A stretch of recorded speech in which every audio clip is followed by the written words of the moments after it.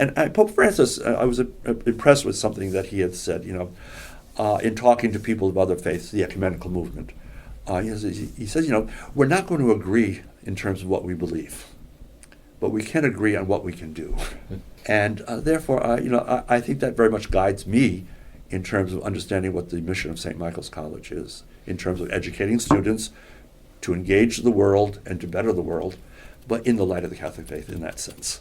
Having that kind of social justice commitment, which we had tried to instill in students. From NCPR, welcome to Northwards. People, ideas, and conversations from and about Northern New York, Vermont, and beyond. I'm Mitch Teich. Support for the Northwards podcast comes from the J.C. Steinecker and M.E. McDonald Charitable Fund at Adirondack Community Foundation in support of the Adirondack Community Foundation, building stronger Adirondack communities. We're both bald. We're both speaking at the same level. Mitch, welcome to Northwards. Thanks. That's Ethan Shanty. He's a producer on this program. I am. Okay, Mitch, I told you that I had a great way to start this conversation. Does it involve the flower on your pop socket? No.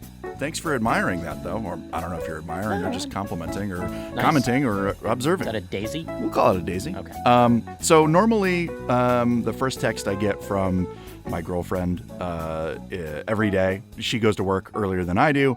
I tend to sleep in for like an hour after she goes in. Normally it's just something like, "Hi, I love you. Hope your day's going great." And I reciprocate. This morning, however, I received my first text from Aaron. It said, "I heard you pulled into the old gas station across from Kinney's the other day and got out and talked to someone in a Corvette. What the hell's that about, Shanty?" with 2 exclamation marks.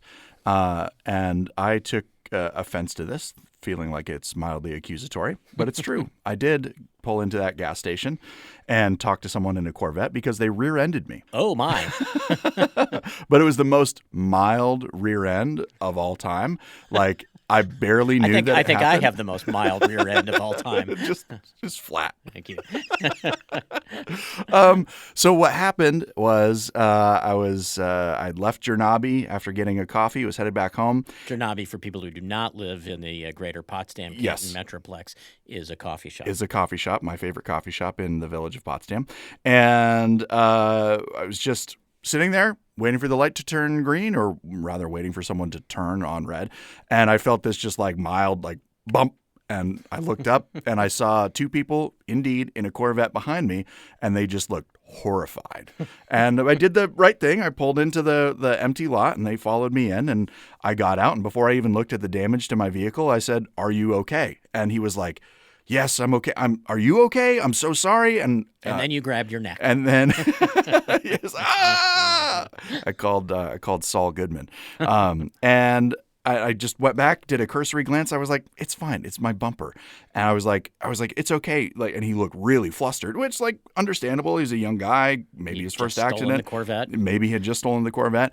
And he was so flustered. And he was like, "Are you sure it's okay?" I was like, "Man, look at my truck. It's like kind of beat up to begin with. You didn't hurt it.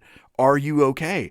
And he's like, "Yeah, I think we're fine." Like, and he said this, he was like, "I hit a deer a little while ago and my car was fine." I was like, "I'm not sure what that has to do with anything, but okay." And he apologized like 55 more times and then finally got in his car. He's like, "You don't want to exchange information?" I was like, "Dude, nothing happened." Like, he was going like 2 miles an hour.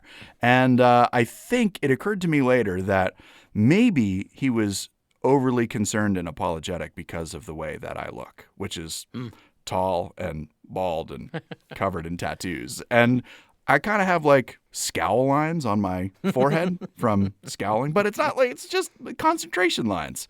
So that was my, actually now that I think about it, my neck is a little bit sore today. Ooh, I should have gotten this information. Allow me to pitch an alternate explanation. Please. It was his dad's Corvette. It might have been his dad's Corvette, honestly. He did look pretty young. So yeah, maybe, but I'm glad this no guy one was solid. hurt. I'm glad no one was hurt. I'm glad we didn't have to exchange insurance information. I mean, I guess technically maybe we should have, but like, whatever. It's his problem now if his car's screwed up. How was your weekend? Did you get in any fender benders? I did not get in any fender benders. In fact, I barely had access to my car over the weekend. Who was driving around this weekend? Young Charlie was driving around this weekend. He had a variety of things on his schedule, and As teenagers often do. As teenagers often do. My daughter had our other car in Vermont. where she was visiting some friends, and and so I was on housebound. home confinement, which allowed me on Saturday. We're having this conversation. It's Monday. Yep. The podcast drops on Friday. Who knows what the temperature will be? But for people in the North Country, the temperature on Saturday was a surprising 80 degrees. It was Potsdam, New York. divine. Yeah, it was such a fantastic day. I started the day going to a recording studio to finish up last-minute vocal arrangements for an album I'm working on. And then I was supposed to go bowling. I was hoping to, Where were you going to go bowling? Ogdensburg? we were going to go out to Malone. I guess there's a pretty good bowling alley. I'm not a good bowler, but I miss bowling. There was one in Potsdam for years, and during the pandemic it closed, and I know that there was a short-lived fundraising campaign by a guy who had maybe moved back to the area and wanted to reopen it, and I just didn't get off the ground. It really bummed me out. And now it's like the parts department of the parts department of a auto dealership. store. Yeah. I was really looking forward to quoting The Big Lebowski all day, but instead I went to Maxfield's. For those who do not live in the greater Potsdam metro area, Maxfield's is a bar and restaurant. Sat on the deck, had a beer with some friends who I haven't seen in a long time, and then I caught a blues rock show at the Arts Council. It was delightful. Oh. Yeah. I did a lot of yard work. And, okay, so Anna Williams-Bergen in the next studio also did a lot of yard work this weekend, and now she's complaining about how she is so old because her back hurts from doing yard work. How's your back? My back is okay. My ankle is a little sore, but that's because it is always a little sore. After surgery? Yeah. Yeah. Has it never fully gone away? Like that never ache fully persists? gone away. I mean, my orthopedic surgeon said the bad news is that 100% of people who have this surgery, because I broke my ankle in 3 places, the bad news is about 100% will develop arthritis in that ankle. The good news is once it sets in, it will probably not get worse. Oh, okay. Well, that's and a so silver lining. it has its days, and it turns out doing all the raking that I was doing, puts unusual loads on the ankle, just because you don't. I guess you just don't walk that way normally. Anyway. The real issue is there's a ton of raking to be done in our backyard, in our side yard, because as you will no doubt remember, we had fall for about 3 days. That's true. This past year, and then it was winter, and so all these leaves fell.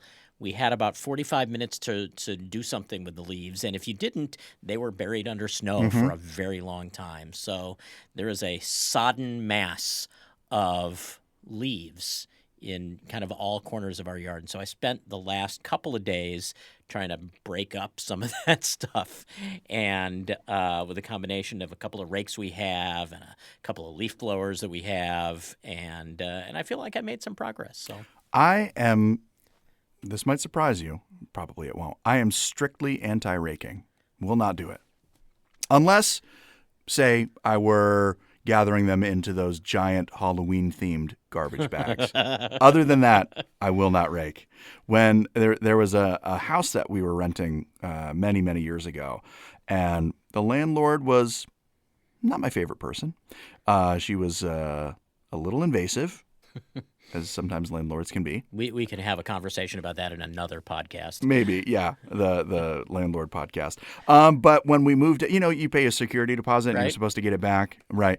We didn't get our security deposit in part because they said that they had to do about 40 hours of raking in our yard. And when I saw the itemized list, the dings against our security deposit, and I saw about 40 hours of raking, I was like, you know what? I'm not even going to fight this person because they're clearly on a different plane of existence than I am, and this is not worth my time. Keep the security deposit. And see, it will comfort you to know that I did about 2.5 hours of raking. A reasonable amount of raking. That's fine. Not 40 hours and charging your tenants for it. That's actually the name of my memoir.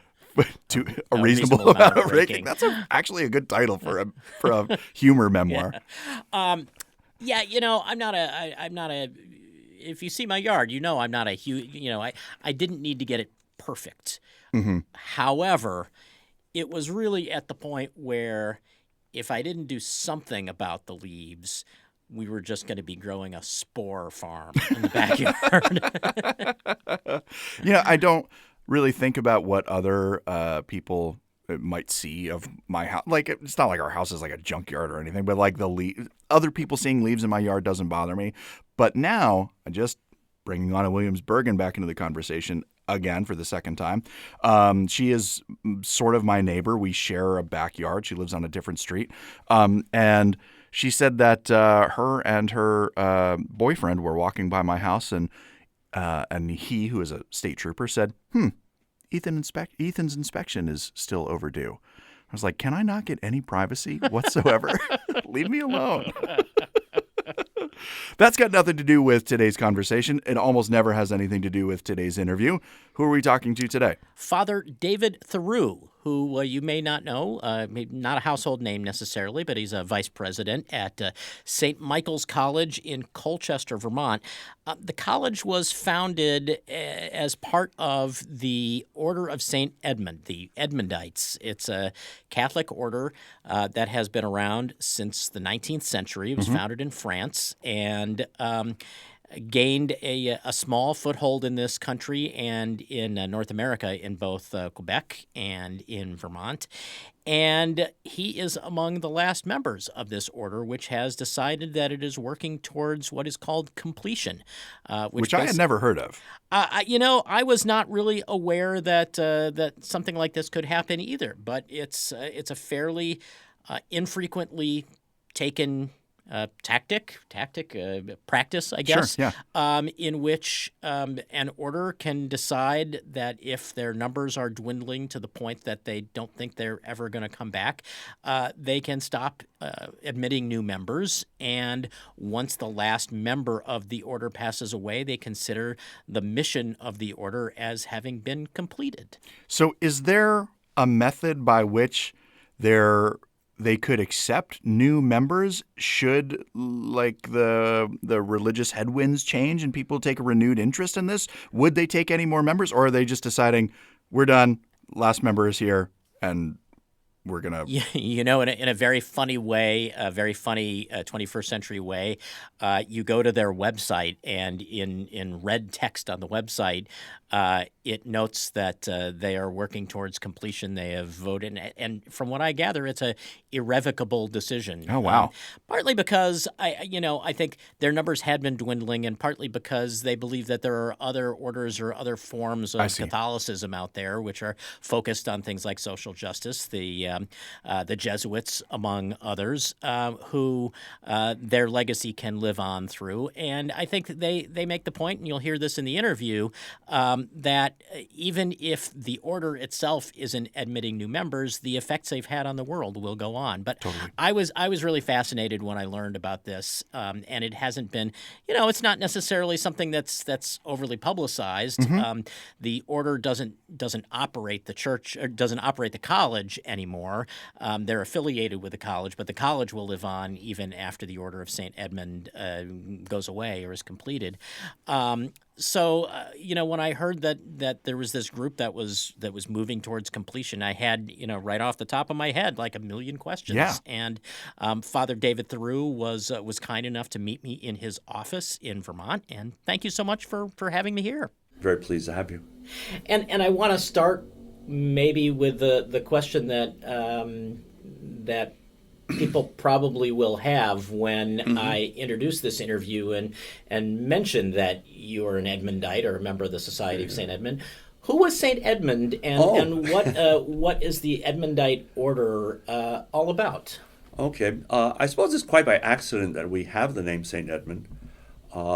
We were founded back in 1843 in France at a Cistercian abbey in Pontigny, France. And in the abbey is the body of St. Edmund. He was buried there. But he's an English archbishop. And he's the only English archbishop who was buried outside of England. How did that happen? He was on his way to Rome. He had some issues with the monks at Canterbury Cathedral and some issues in England also at the time. And this is back in the early 1200s. But he was the Archbishop of Canterbury from 1233 to 1240. He died in 1240. Anyway, he was on his way to Rome, and Pontigny is a stopping place. Thomas à Becket had stopped there. Others had stopped there on their way to Rome from England. And he got ill, and he turned back to go back to England, and he died on the way back. And the monks at Pontigny wanted to claim the body for their own. He was a very saintly man. And he was declared a saint in 1247, quite soon after. So, I mean, he was an Archbishop of Canterbury who had some conflict with the King, Henry III of England. And he also prevented, as Archbishop of Canterbury, a possible civil war taking place in England, because Henry had sided very much with the French and gone against the charter that King John had established with the barons of England. So, I mean, historically, he's placed in that kind of situation. And he did a lot to reform the church in England at the time under him. Well, so then what was the philosophy that came around to... Well, it's just quite by accident, because we were founded where he was buried, and when we applied to Rome to become a religious community, we wanted to become the Oblates of the Sacred Heart of Jesus and the Immaculate Heart of Mary. And there were a whole slew of other religious communities being founded at the time who wanted to also be called Oblates, Sacred Heart, and the Immaculate Heart of Mary. And so Rome says you got to have a distinctive name. So we became the Society of St. Edmund, as well as Oblates of the Sacred Heart of Jesus and Immaculate Heart of Mary. But in some ways, this was almost a marketing decision. Yeah, I guess you could say that. We were not founded in any way under his philosophy, theology, or anything to do with him. Just to mark your distinction. Yeah, and but I mean, we did reestablish the site as a site of pilgrimage. At the time of his death, even King Henry the Third, who had difficulties with Edmund, was forced to come to France and to make pilgrimage to the site. So it became a site of pilgrimage for a lot of people in England. Do I understand, did the order also have something to do with, maybe reconsecrating is the wrong word, but essentially they had something to do with Mont Saint-Michel? Yeah, one of our original founders, Brevard, had left us and became a bishop in France. And Mont Saint-Michel was in his territory. And he wanted us to take it over. It had been, during the French Revolution, turned into a prison, kind of, cast aside as a site of pilgrimage or a holy site, and made by the French government into a prison. And so we reestablished it as a site of pilgrimage once again. And we were there until the late 1800s. We left France as a religious community because of the laws of association. Somewhere along the line, we got on the wrong side of the government, as did many other religious communities. And we were told we could no longer be in France as a religious community. And I mean, this is a typical story for a lot of people. So we went to three places. We went to Switzerland, which didn't really pan out. Went to England, we had more establishment there, and we came to the United States. We originally came to Montreal because it's French-speaking. We were French-speaking, and this is at the turn of the century. And the Bishop of Montreal said, he had enough French-speaking priests. Why don't you go down to Vermont? And there was a need in Vermont, so we ended up in Vermont down here as a result. So I mean, we left France because we had to, if we wanted to say religious community. We went to different places, and in the end, the only place that ever really established itself was the United States. Well, and so what were the tenets that distinguished the Order of St. Edmund from all the other parts of the church? I mean, we were founded at the time after the French Revolution, and our founder, Jean-Baptiste Mouard, wanted to become a missionary, but he was told by his bishop he could not.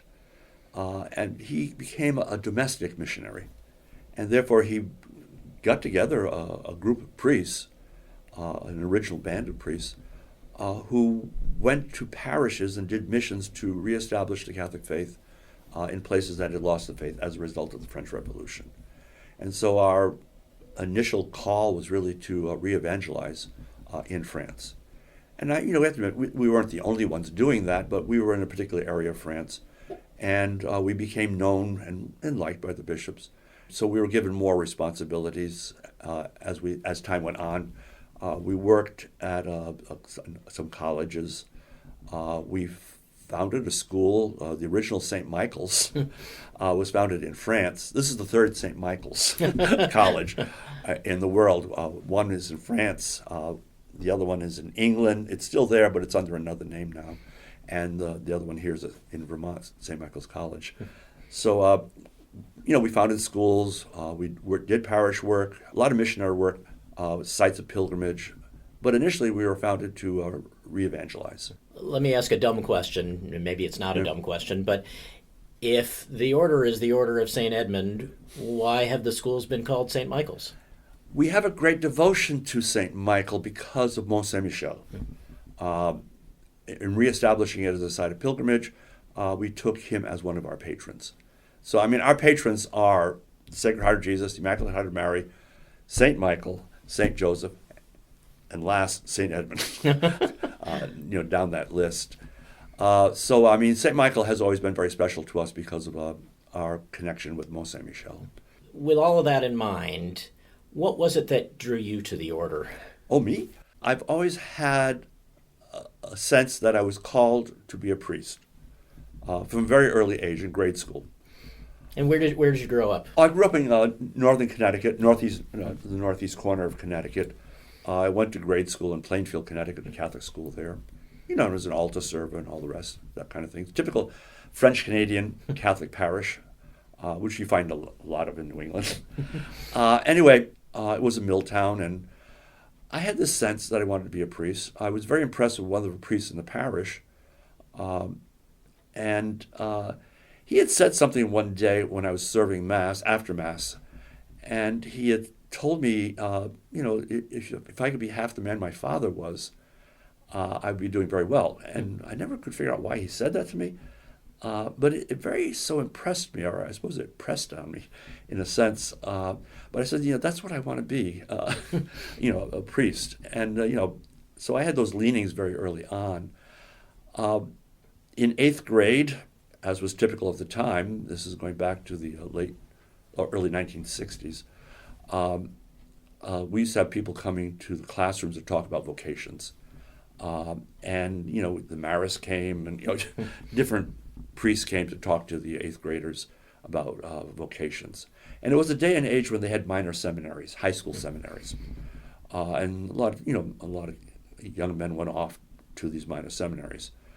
Anyway, one of the priests who came there was an Edmundite, Father Maurice Boucher, who's well known up in northern Vermont here at High Lamont, and the Shrine of St. Anne there. Anyway, he was there. He passed out cards, like they all did. And, I gave my name and address and, expecting to get some mail eventually. Anyway, when I went home from school that day, he's sitting there talking to my mother. And I was quite surprised. But again, it impressed me. And in terms of determining, I wanted to go off to a high school seminary. And my parents were agreeable to that. Although my mother later on said, if she had thought about it again, she probably would not have let me go.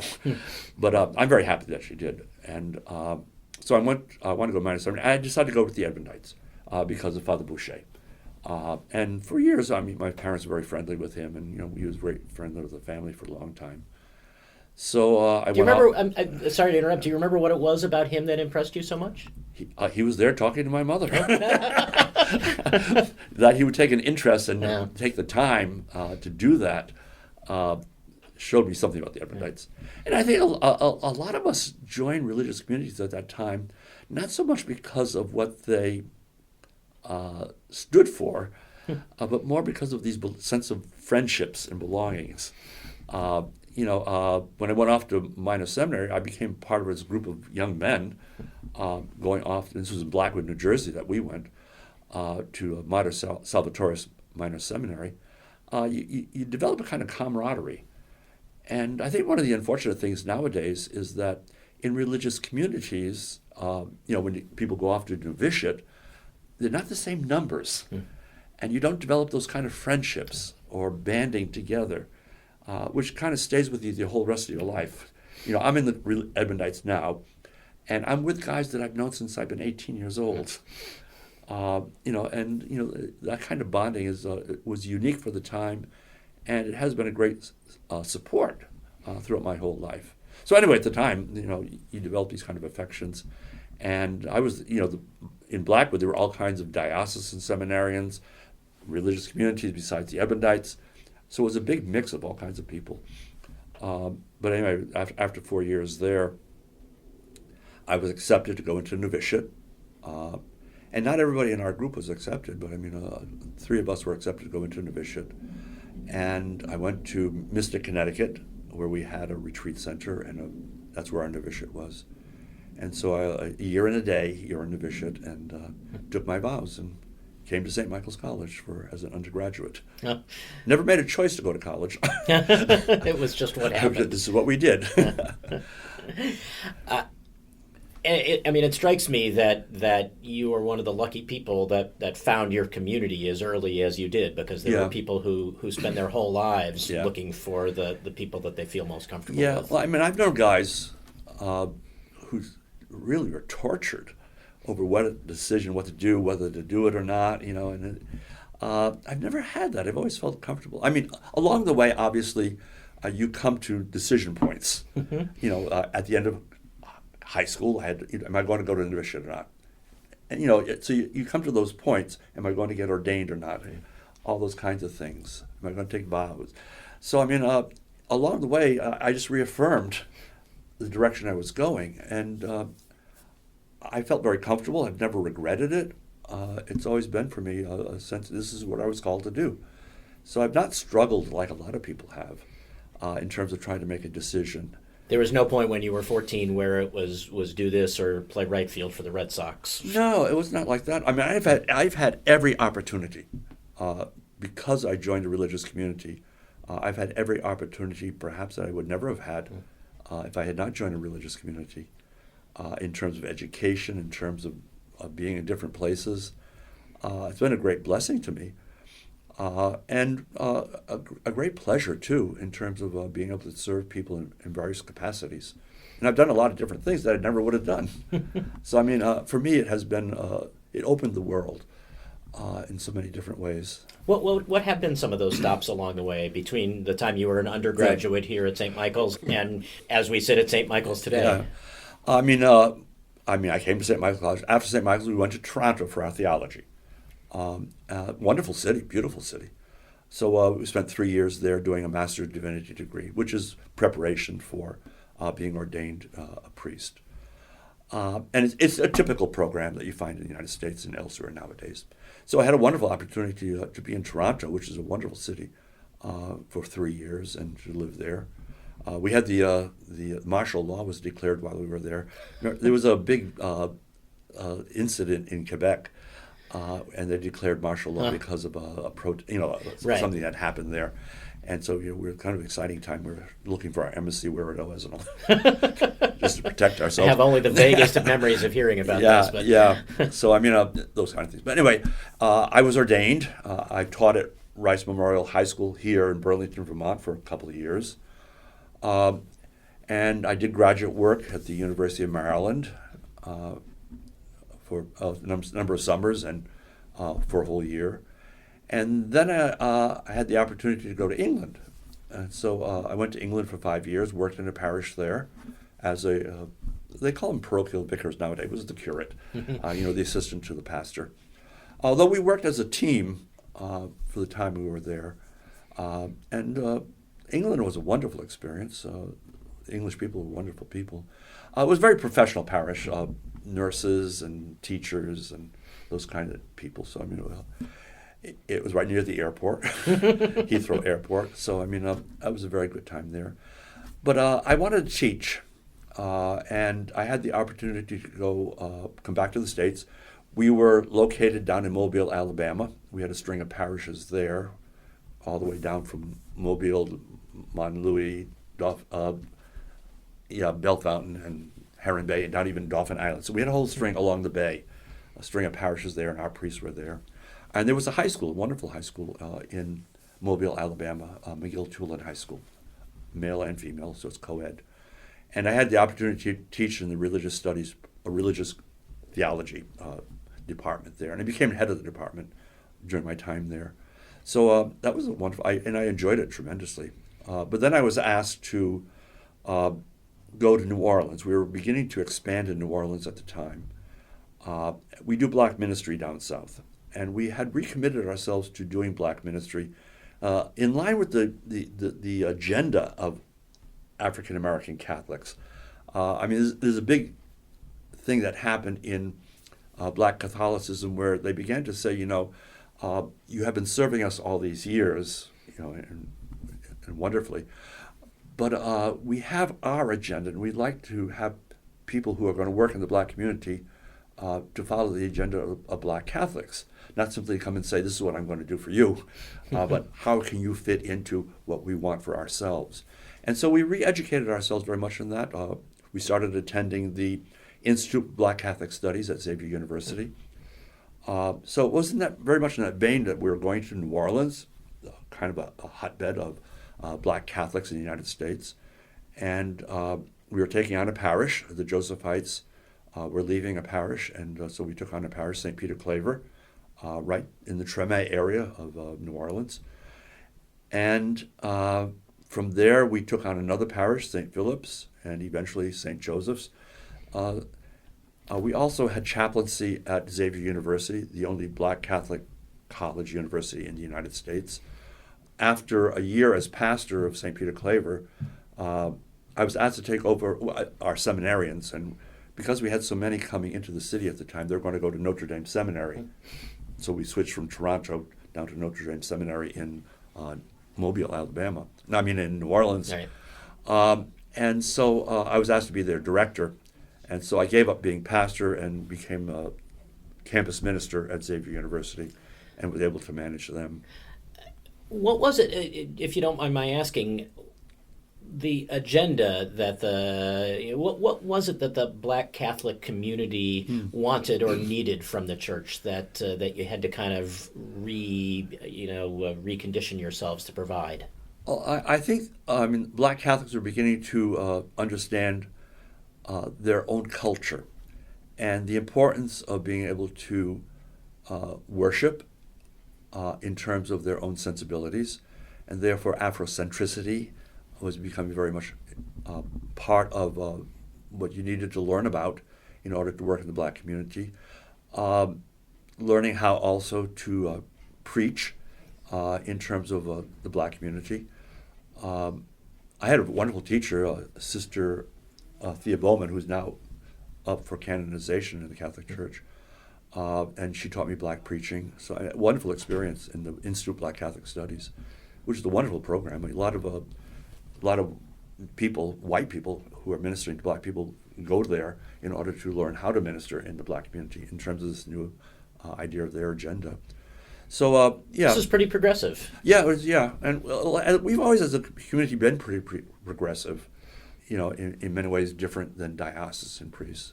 And religious communities tend to be more in that vein, perhaps more missionary. A lot of times parish priests are more in terms of the maintenance of the church, as we often distinguish it, where religious communities tend to be more mission. So became very much entrenched in New Orleans, in black ministry, in terms of a black agenda. Education is a wonderful story. I always love it. It was always at the Institute of Black Catholic Study, we told, black Catholics say, we need education, and we need people to educate our children. And they would turn to all the white nuns there. He says, and you've gone off and become social workers, rather than staying in the schools where we want. So if you're going to follow our agenda, that's the kind of thing. Right. If you're going to follow our agenda, you have to be in the schools where our students are, where we want our kids to be. And they need a good education. That's the black agenda. You can get social workers anywhere. It's kind of their mentality at the time. So it's those kind of sensibilities. More participatory. Parish councils in which black people can say, this is what we want. This is how we want to do it. So it was more an establishment of the agenda of black people in Catholic parishes. And I mean, there's not a whole lot of difference, except, because of Afrocentric sensibilities, you want gospel music. Now, not all black people, not all black Catholics like gospel music. So we used to have masses with just regular Catholic church music. But, we had a very strong black Catholic gospel choir. And that kind of tradition was being reintroduced, as opposed to, in many ways, being a Roman Catholic in a very European-based church. Black Catholics were looking to how can we, in a sense, become truly black as well as authentically Catholic. Anyway, so I mean, yeah, we got very much entrenched in that and have been very much committed to that. In Selma, Alabama, where we've been since the 1930s, rather than simply hand out, we talk now in terms of hand up. How can we work with African Americans, or in Selma, Alabama, one of the poorest areas in the United States, some of the poorest counties in the United States where we are, how can we work with people such that we're not simply meeting their basic human needs, like free meals and food, those kind of things, such that now we can work with black people so that they can become more enabled to do for themselves. One of the examples of that right now, we have an outreach program working with black farmers. And, we raise a lot of money for different kinds of things to help in the black community and poor people generally in Selma, Alabama, in that area. But how can we help so that you can better your circumstances? And, we have been able to help black farmers to form a kind of co-op where they can have a central place just to refrigerate food and to keep it fresh. So they can widen their market. Our food pantry and our food services have their food. So a lot of connection. But, I mean, they're doing much better. How can we work with black farmers also in terms of getting title for their land? They can't get loans unless they have title for their lands. But because of historically what happened in terms of the black community, they never had clear titles to their land. So working with lawyers now to make sure they get clear titles means they can now get loans in order to improve their situation. This is still the legacy decades later of sharecropping. Oh yeah, very much so, very much so. So I mean, it's doing those kinds of things so that we are not simply there giving out food because people are hungry, but also helping people to learn the skills that can enable them to become much better. We have a program for people who want to become nurses. So they go to Wallace College, Community College. They can get nursing credentials. We provide for family care, children being cared for. And we enable people to be able to do that such that they can then graduate and then become a nurse and do better for themselves. So I mean, it's more those kinds of sensibilities now, as opposed to what we used to do in terms of just being with black people in their poverty. Right. Well, and this must have been pretty fulfilling work, but I can't help but notice we're having this conversation in Vermont. Yeah. Was it difficult for you to leave the South? Yes. I mean, I was in New Orleans. One of the things we did in New Orleans was I was the principal of a middle school for kind of African American males, street kids. It was a tuition-free school. We followed the Jesuit model, which they established some years ago in Manhattan, where you have a smaller class size, longer school day. You work with students in terms of preparing them to succeed in high school so they'll graduate from high school. And so in New Orleans, we decided to open a school, and I was asked to open the school. And I did it along with a man from New Orleans, Dr. Rudy Latige, who had been a principal in the public school system for many years. African-American man. Anyway, we opened a school, and we had a very good school preparing these kids, 5th grade to 8th grade, to get ready to go to high schools where they're going to graduate in a city where 50% of black males are not graduating. So that was hard to leave. Yeah, yeah. But we were forced to leave it because of Hurricane Katrina. All our kids were all over the United States at the time because they'd been evacuated, and many had not come back. And money dried up, and all kinds of different, because we were tuition-free school. These kids could never afford to go there to begin with. That was hard to leave. That was very hard to leave. And especially given those circumstances. Yeah. So, the school had closed. We were still at St. Peter Claver Parish and St. Joseph's. We were still in parishes. But again, our numbers had decreased. And it really came down to it was me and another priest, Father Michael Jacques. We were the only two left. Mm.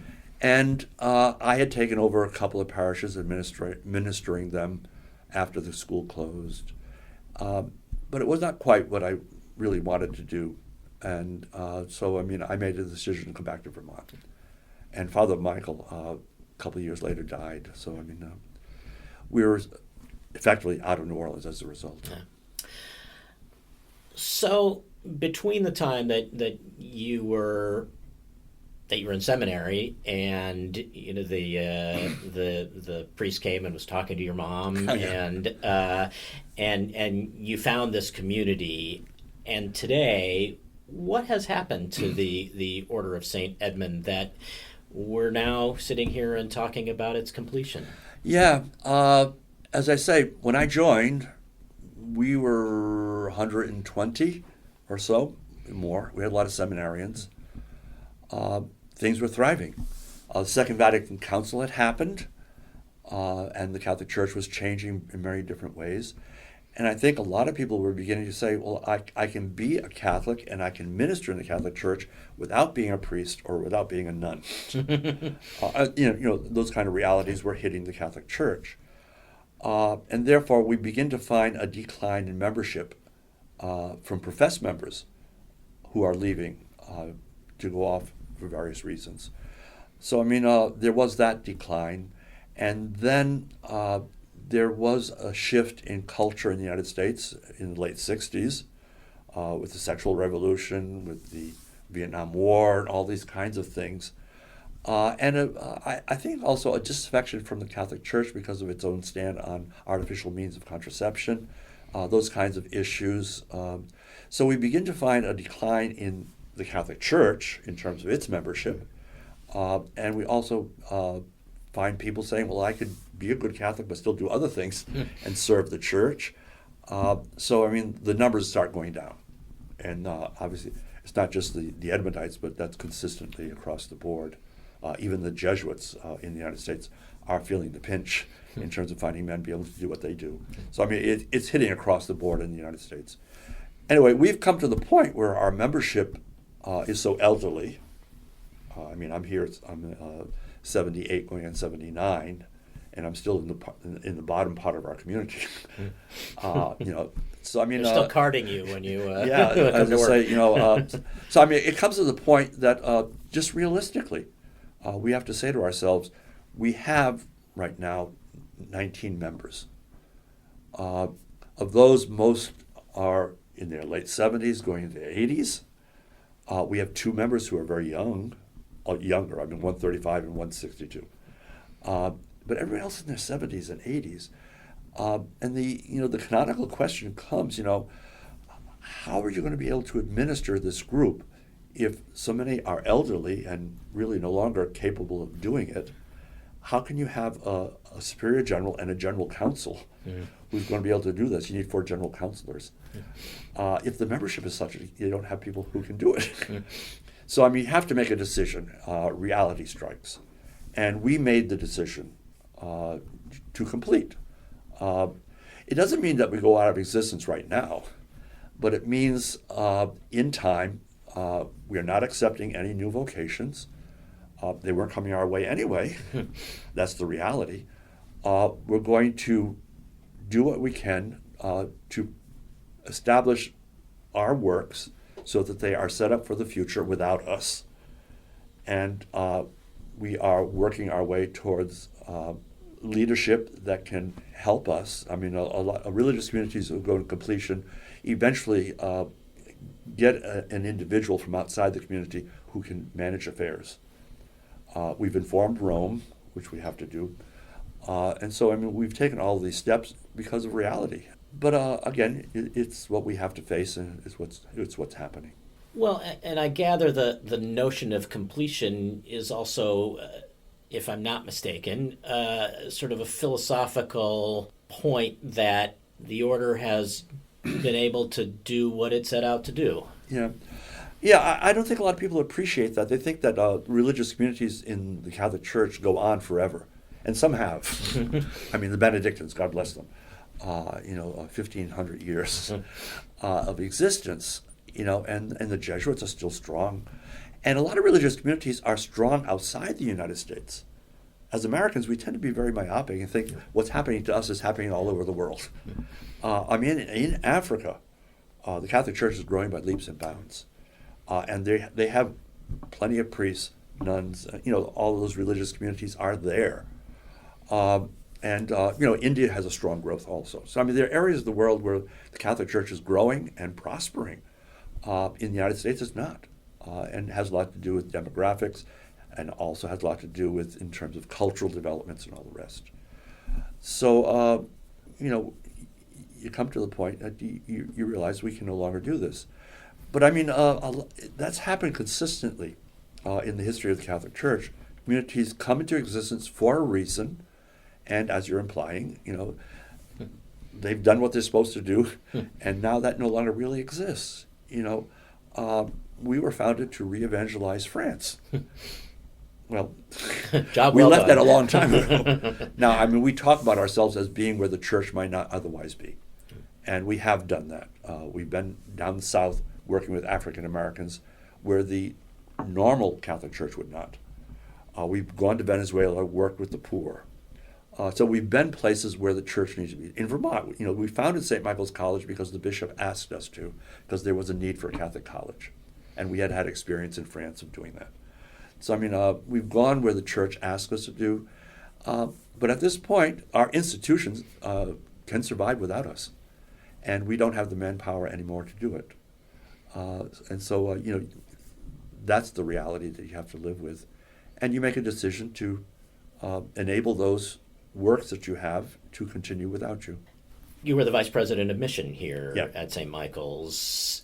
How much of that mission of the college is wrapped up in the mission of the Edmundites? Yeah, I mean, the way we understand it here, we have a great commitment to social justice. And that has been a big part of the legacy of the Society of St. Edmund, especially in terms of working with African Americans in the South and working with the poor in Venezuela. We've consistently had that kind of sensibility about ourselves. And even St. Michael's originally was founded, as a haven for students also. So, I mean, we have those kind of sensibilities. So, I mean, in terms of St. Michael's, we promote social justice in light of the Catholic faith. And we need to be clear here. We are a Catholic college. We were founded as a Catholic college. We continue to be a Catholic college, and our board of trustees has reaffirmed that. But we accept students from all kinds of different backgrounds, faith traditions, no faith at all. So we accept students here, and we have a very pluralistic student body that kind of reflect the reality of the United States. But what we do is offer a difference. If you come here, you receive a good education, as has been our tradition and continues to be, but you do it in light of the Catholic faith. So there's that added dimension. It's like having a conversation with somebody you've never met before. As we are doing right now. Right, yeah, and you learn from that. And so there's an opportunity here for students not only to encounter whatever their major is and study in those terms, but to have the sensibilities of the Catholic intellectual tradition inform it also, and to have that kind of conversation over the 4 years, to the degree that students want to engage with it. It is part of the curriculum, and it's part of what we do.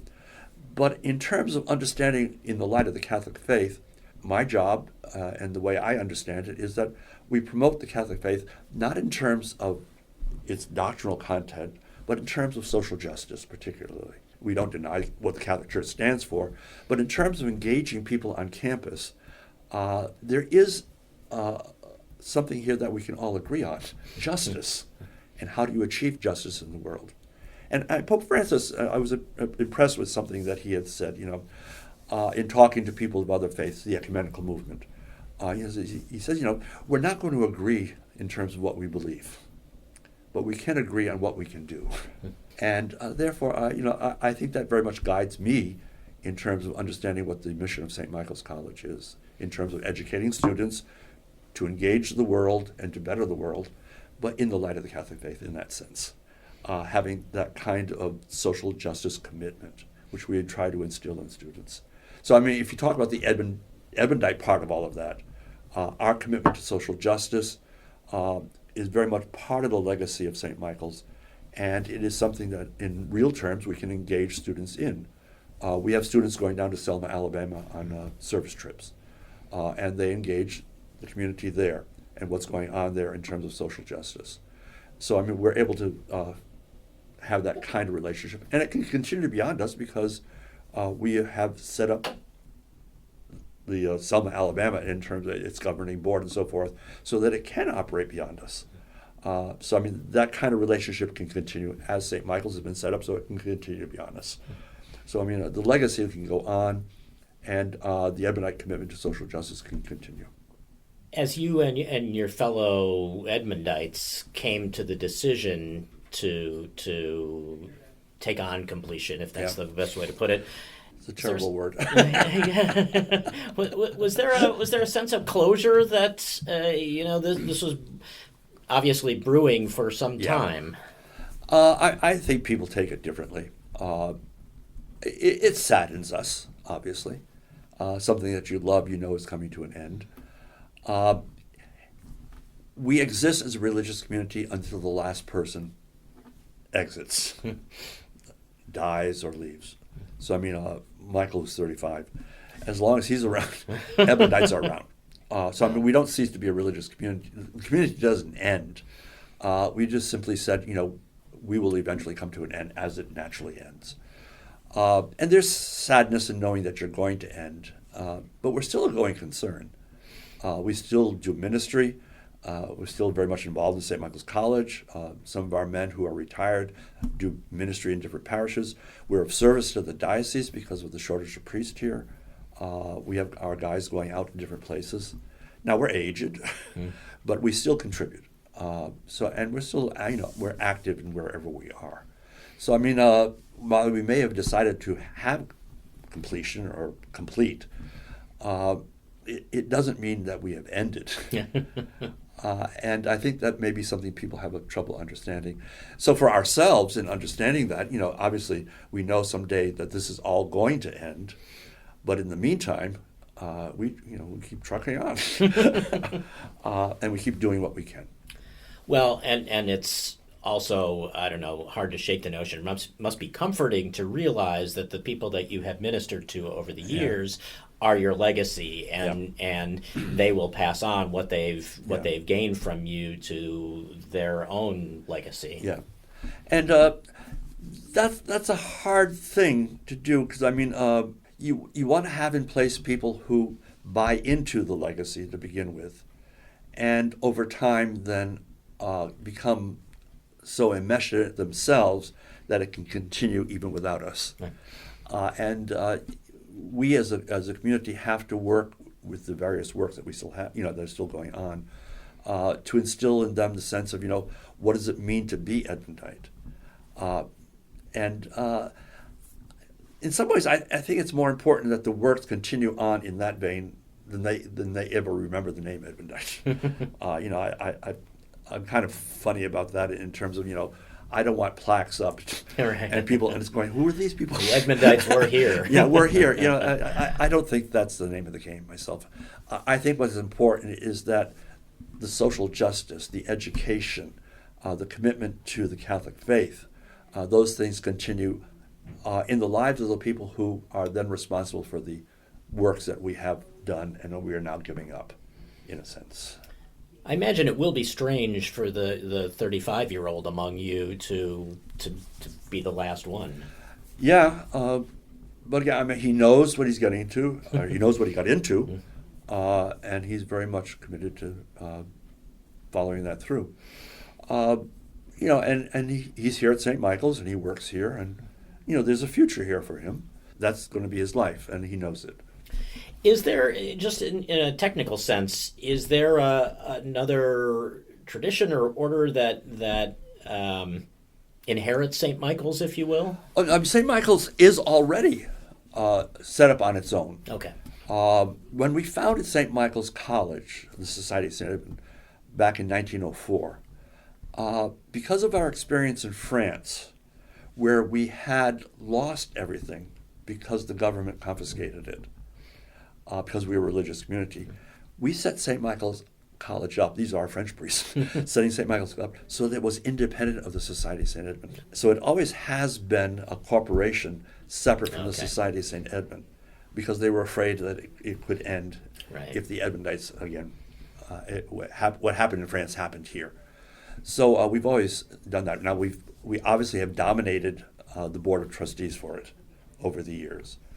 But we made a decision in the late 1960s to increase the size of the board and to bring on lay people. And it was also the same time when we had a lay president. So we've been at this business of, in a sense, Edmundites turning it over to others for a long time now.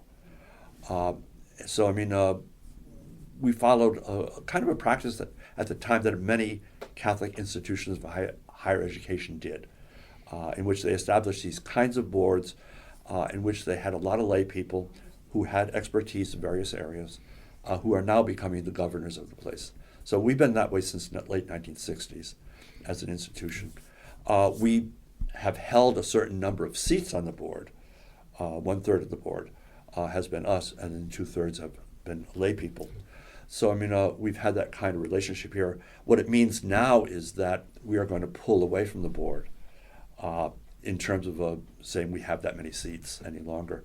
So St. Michael's is well established to take over its own running without us. And perhaps that's a credit to us that we've enabled them to do so. The similar thing happened down in Selma, Alabama. We established a board. Edmundites are on it, but they don't dominate it. But it is now able, and it's moving in the direction of becoming able, to be on its own apart from us. Those kind of things are going on. Isle Lamont, where we are, our shrine up there, a similar thing is happening. And that already happened down in Mystic, Connecticut, where we have a retreat center. They canonically are separate from us, and they operate on their own. So we're setting it up in such a way that these institutions can carry on without us. And at St. Michael's College, this has been going on for a long time. So these many years later, I maybe I'm putting words in your mouth, but it sounds like you're glad your mom let you go out to go off to seminary. I am, yeah. She said years later, she said she would not have done it if she thought about it again. I had a wonderful experience. Not everybody did, obviously. I had a wonderful experience. And I tend to like every place I go. No matter where it is, I tend to fall right in place. So, I'm kind of easygoing in that sense. You feel like this is the place you should be at this time? Oh, yeah. Obviously, I'm going to have to retire in a few years' time, if the president allows me. I'm here, and I'm doing work that I like, and I think it's important. I do still some teaching. So it's a good mix, and it's a good place to be. Well, and I imagine on campus here, the Edmundite part of this all, the completion and the evolution of the order is probably invisible to all but just a few students. I think it's, the Board of Trustees obviously knows it, and the people we work with in terms of turning things over know it. The word's getting out there, though, and people know, like the worshiping community here, who are people from the area, they know, and the word is out. We're not keeping it secret, and we talk about it quite openly. The students live in somewhat of a bubble, I suppose, as is typical of college students. And some know it, and we talk about it freely with them if it ever comes up, and there's nothing that we keep back from them. Well, Father David, Thank you so much for sharing the story of your life, the story of the Order of St. Edmund, and best of luck to you and your work. Thank you. I appreciate it very much. This has been enjoyable. I enjoyed this. Likewise. I appreciate the hospitality. Okay. Father David Theroux of St. Michael's College in Vermont. He is one of the last remaining members of the Order of St. Edmund, the Edmundites, an order of the Catholic Church that is moving towards completion. You can learn more about it and read more about the Edmundites at ncpr.org/northwards. You know, hearing this conversation, I wish that a lot more artists and musicians also worked towards completion because a lot of them overstay their welcome by years or even decades. I really admire when a band that I'm into says, you know what, we've made all the music that we want to make. We have started growing in different directions, and this is going to be our last record. I think we've said all we have to say, which isn't to say that they're never going to make art again, but they have realized the vision that they started out with. I think that there's like a lot of dignity in that. I think it's really, really cool. Yeah. Well, and, I feel bad sometimes. Like Paul McCartney has a new album that's either just out or just coming out, and I am not really remotely interested in it, partly because I feel like I have all the music, all of Paul McCartney's music that I need, and that's unfair to him because perhaps he thinks he's still has something to, I'm sure he thinks he still has something to say, but the point you make is a good one, that, you can be done with something. Totally. Whether you're an artist or, you run a restaurant. Or sometimes that's a job, like sometimes that's relationships, like it doesn't always have to be with animus, there doesn't have to be a big falling out. It's just like, maybe I've outgrown this. Maybe we're different people, maybe we're looking at different futures, and that's okay. Life is all about change. That said, this is where this episode ends. That's a good segue. All right, Northwards is an NCPR podcast production. The show is written, produced, and edited by Mitch Tyke with digital production supervision by me. I'm Ethan Shanty. Bill Hanel is our Director of Digital Services, and our theme music is by the Wickmore Jazz Trio of Plattsburgh. To find out more about this show, listen to past conversations, and to support it, because this is our spring fundraiser, head to ncpr.org/northwards. This is NCPR, North Country Public Radio.